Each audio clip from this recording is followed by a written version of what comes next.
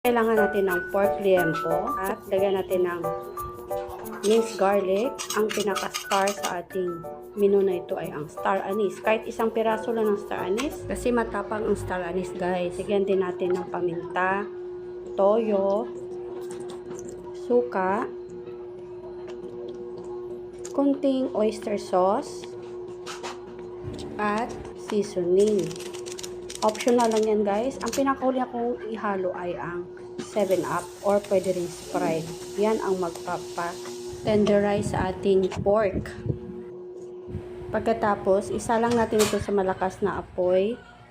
After that, pag kumulo kunti, guys, isisimmer na natin sa mahinang apoy. Hanggang sa lumapot at lumambot ang ating pork. Ayan na, guys. Ready na ito. Wow! Yummy! Handa na isang katerbang kanin.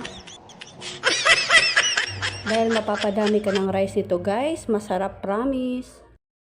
Ito po ang inyong lingkod na nagre-narinahan sa kusina. Thank you for watching. See you in my next video. God bless. Bye! Bye-bye!